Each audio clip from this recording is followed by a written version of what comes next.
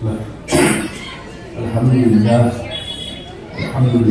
wassalamu ala ibadihi alladhina istafa. Amma ba'd. A'udzu billahi minasy syaithanir rajim. Bismillahirrahmanirrahim. Alif lam mim.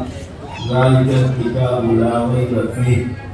Hudan lil muttaqin alladhina yu'minuna bil ghaibi wa yuqimuna as-salata wa mimma razaqnahum yunfiqun. Wa qala fi mawdi'in ukhra law anzalna hadha al-Qur'ana ala jabalin la ra'aytuhu khashiyan mutasaddian min khashyatillah.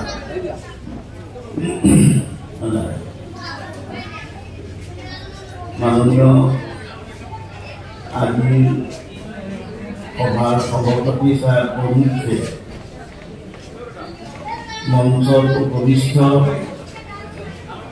মুআজ্জাজ হযৰতে উলামায়ে কেৰাম, মোৰ সন্মুখত বহি থকা বয়োজ্যেষ্ঠ জ্ঞানী গুণী মহতিয়াসকল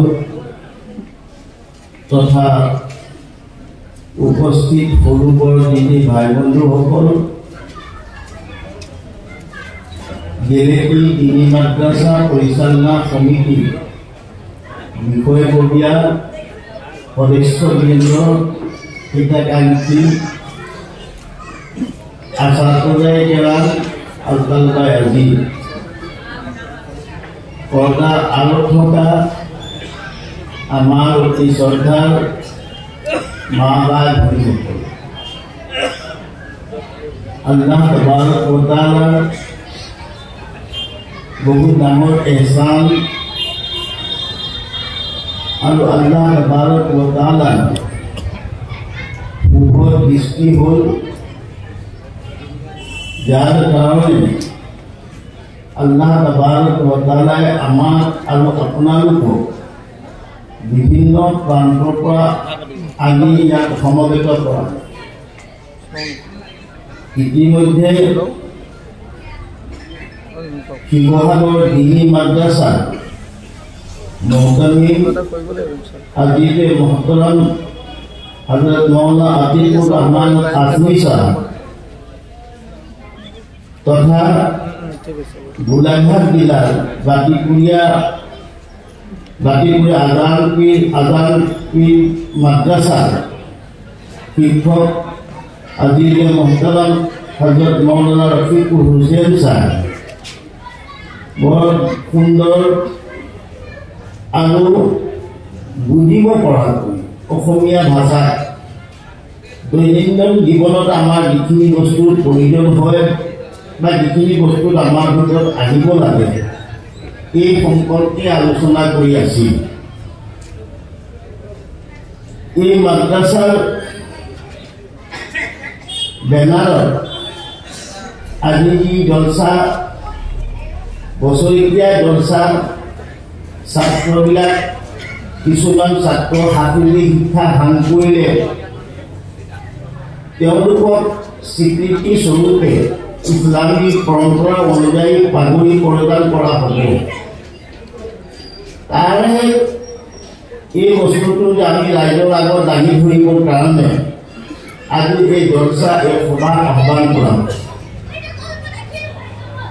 সঁচাকৈ মাদ্ৰাছাৰ হিতাকাংক্ষী আৰু পৰিচালনা সমিতি তথা শিক্ষকসকলৰ কাৰণে বৰ গৌৰৱৰ দিন আজি।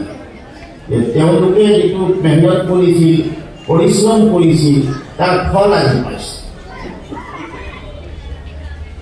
আজি আমি তেওঁলোকক হাফিজ বনাই সমাজৰ আগত দাঙি ধৰিব পাৰিছোঁ। কৰ্তৃপক্ষত আমাৰ উজনি অসমত আলিমৰ অভাৱ আছে আৰু তাতোতকৈ দুখ লগা অৱস্থা আমাৰ স্থানীয়ভাৱে হাফিজ নাই। উজনি অসমৰ বিভিন্ন ঠাইত হাফিজি মাদ্ৰাছা খুলিছে যাতে আমাৰ যিখিনি আৱশ্যকতা, আমাৰ যিখিনি অভাৱ কেনেধৰণে পূৰণ কৰিব পৰা যায় তাৰ এটা প্ৰচেষ্টা ওলমাই কেৰামে হাতত লৈছে। ই প্ৰশংসনীয় ব্যৱস্থা, ভাল লাগিছে। তো আচলতে এই মাদ্ৰাছাৰ ইতিহাস যদি মই ক'বলৈ যাওঁ, এই মাদ্ৰাছাৰ ইতিহাস আজি নহয়, মানুহৰ সৃষ্টিৰ লগতে মাদ্ৰাছাৰ ইতিহাস জড়িত হৈ আছে। মাদ্ৰাছা কাক কোৱা হয়? ঘৰৰ বিল্ডিঙৰ নাম মাদ্ৰাছা নহয়। গছৰ তলত এজন শিক্ষক এজন ছাত্ৰক যদি পঢ়ায় সেইখন মাদ্ৰাছা। দাৰুল দেৱন্দৰ যেতিয়া স্থাপন হৈছিল, মোল্লা মহম্মদ শ্বেখুল হিন্দ হজৰত মৌলানা মাহমুদুল হাছান চাহেব এজন ছাত্ৰ এজন শিক্ষক মছজিদে ছাত্তা দাৰুল দেৱন্দৰ পুৰণি মছজিদ টুকৰকৰ সম্পূৰ্ণ মছজিদ, সেই মছজিদ প্ৰাংগণৰ ডালিম গছজোপাৰ তলত বহি মাদ্ৰাছা আৰম্ভ কৰিছে। তো মাদ্ৰাছা কোনো বিল্ডিং বালাখানা আখৰালিকাৰ নাম নহয়, য'ত নেকি শিক্ষা দিয়া হয় সেইটোৱে হৈছে মাদ্ৰাছা। তো মাদ্ৰাছা সৰ্বপ্ৰথমে আল্লাহ তাবাৰক व তাআলাই জন্মত কৰিলে। হযৰতে আদম আলাইহিস সালামক যেতিয়া সৃষ্টি কৰিলে, আদম আলাইহিস সালামৰ পুতলা বনাই তাক ৰুহ দিলে, জন্মত থাকিবলৈ দিলে।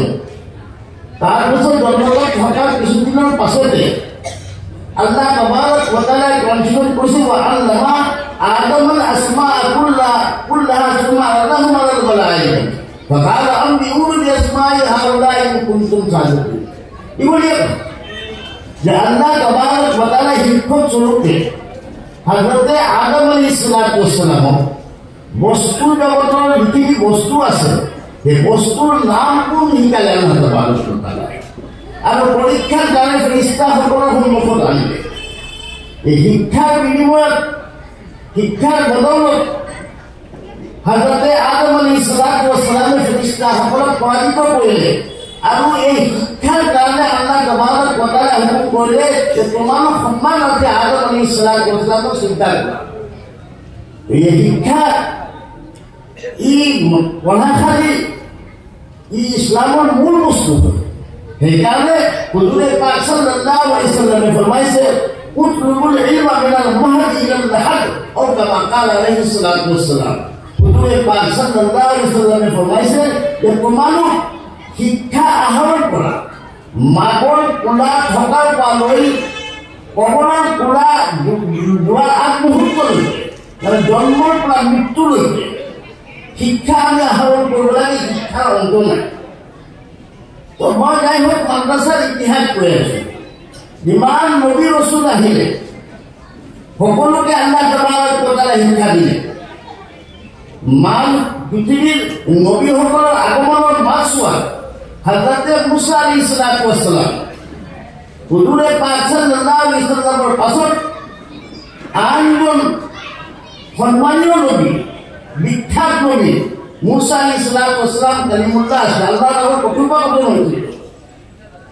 তো হযরতে মুসা আলাইহিস সালামৰ যেতিয়া তওৰাত দিবল হ'ল, আল্লাহ তাবাৰক ওয়া তাআলা সিনাৰ অৱস্থিত মিছৰৰ সিনাত অৱস্থিত তুৰ পাহাৰলৈ মাতিলে। মুসা আলাইহিস সালাম খৰখেদা কৰি জোতা পিন্ধি তুৰ পাহাৰ উঠিব লৈছে। আল্লাহ তাবাৰক ওয়া তাআলা আদেশ কৰিলে ফাখলান আলাইক ফাইন্নাকা বিৱাদিন মুকাদ্দাসিন তুৱা। হে মুসা, তুমি জোতাযোৰ খুলি লোৱা, এতিয়া তুমি পবিত্ৰ পাহাৰ আৰোহণ কৰিবা। এই য'ত নেকি কিতাপ দিয়া হ'ব, জ্ঞান শিক্ষা দিয়া হ'ব, ই পবিত্ৰ স্থান। আগবাঢ়ক আপুনি। হুজুৰে পাক সাল্লাল্লাহু আলাইহি ওয়াসাল্লাম 40 বছৰ বয়স হোৱাৰ পাছত ইবাদত উপাসনাৰ বাবে জাবৰে নূৰৰ ওপৰত গাৰে হিদায় কৰিছে। তাত হুজুৰে পাক সাল্লাল্লাহু আলাইহি ওয়াসাল্লাম ইবাদত উপাসনা কৰে। অৱশেষত আল্লাহ তাবাৰক ওয়া তাআলা যেতিয়া নবী আৰু ৰাসূল হিচাপে তেওঁক মনোনীত কৰিব বিচাৰিলে, জিবৰাইল আলাইহিস সালাম কুৰআন পাকৰ আয়াত লৈ আহিল, সূৰা লৈ আহিল। প্ৰথম নবুৱতৰ যিটো বাক্য হৈছে, শব্দ হৈছে যে লাব্বিকাল্লাযী খালাক। হে মুহাম্মদ সাল্লাল্লাহু আলাইহি ওয়াসাল্লাম, তুমি পঢ়া।